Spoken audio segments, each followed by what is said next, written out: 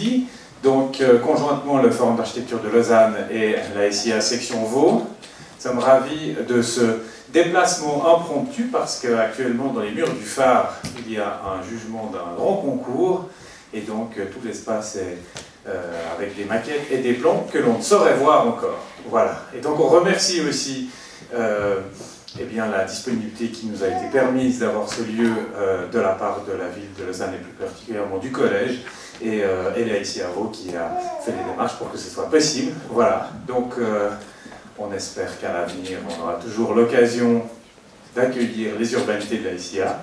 On s'en réjouit. Et puis ce soir, je passe la parole à Guy Nicolier, le modérateur, en vous souhaitant la bienvenue. Voilà, merci beaucoup Gaël Cochon, qui est le président du phare. Ce soir, on a beaucoup de joie de vous accueillir ici pour un sujet qui nous tenait particulièrement à cœur dans le groupe Urbanité, parce qu'il est réellement d'actualité. On a la chance d'avoir trois personnalités qui vont nous exposer leur point de vue, personnalités à qui on a proposé le petit pitch que vous avez vu sur l'affiche et les quelques questions, et comme d'habitude, ils sont libres de s'exprimer selon leur point de vue et en toute convivialité, de répondre à ces questions. Le sujet, comme j'ai dit, c'est l'urgence, c'est un sujet d'actualité. Ouais,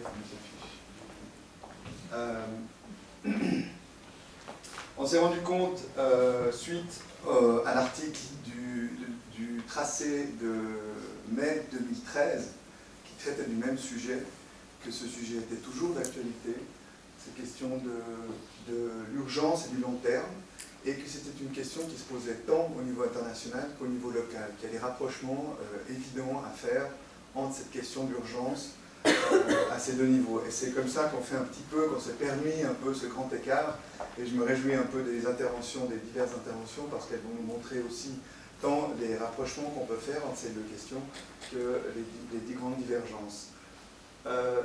On a la chance d'avoir ces trois intervenants que je vais vous présenter rapidement et à qui je vais laisser la parole assez rapidement pour rentrer dans le vif du sujet. Et puis j'aimerais juste simplement rebondir sur ce qu'a dit Gaël.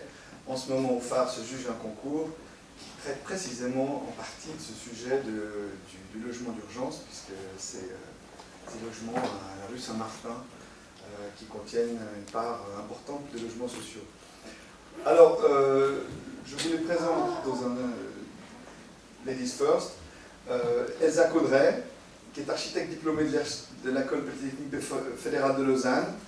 Elle a suivi le postgrad DSA Architecture de terre à l'ENSAC Cratère à Grenoble, ainsi que le diplôme de gestion intégrale du bambou, Guada Angustifolia, à l'Universidad Tecnológica de Pereira en Colombie. Elle a travaillé comme consultante indépendante sur les programmes participatifs d'habitat en matériaux locaux en Colombie avec des populations déplacées par le conflit armé.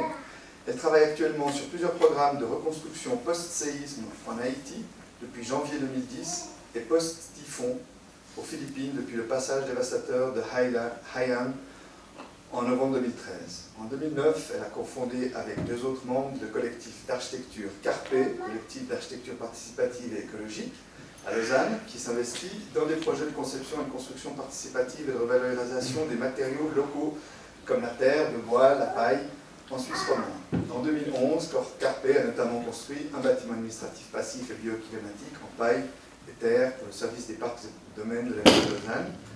Le collectif donne également des cours et des formations pratiques.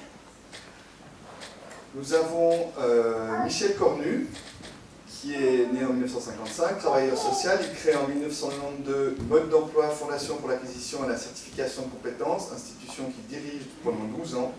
En 2004, il est nommé chef de service du service social de Lausanne. Ce service compte aujourd'hui plus de 300 collaborateurs et collaboratrices.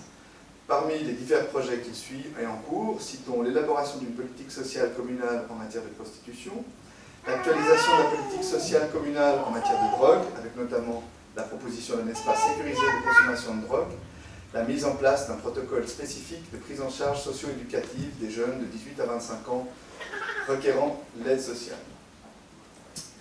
Davide Nicolini a étudié l'architecture à l'École Polytechnique de Milan. Il ouvre son bureau d'études avec 2 associés à Monza au début des années 90. Dès 1999, Davide Nicolini commence la collaboration avec des ONG et décide en 2002 d'arrêter son activité d'architecte dans le privé pour se dédier à l'humanitaire. Il s'établit en Suisse en 2004 et prend une année sabbatique pour faire un master en action humanitaire à l'Université de Genève. Il s'engage ensuite au CICR. Davide Nicolini travaille pour la DDC depuis février 2013. Depuis novembre 2013, il est en mission pour la DDC auprès du HCR à Genève. Alors, je vais leur laisser la parole à chacun dans l'ordre suivant. Davide Nicolini, qui va nous donner un aperçu international, disons. Dans la foulée, Elsa Colleret nous parlera passablement de ses expériences sur le terrain, notamment. Et on reviendra, recentrera le débat au niveau local avec Michel Cornu qui prendra la parole en troisième. Donc moi je vous propose d'attendre la fin des différents exposés pour lancer le débat. Voilà. Donc je vous passe la parole.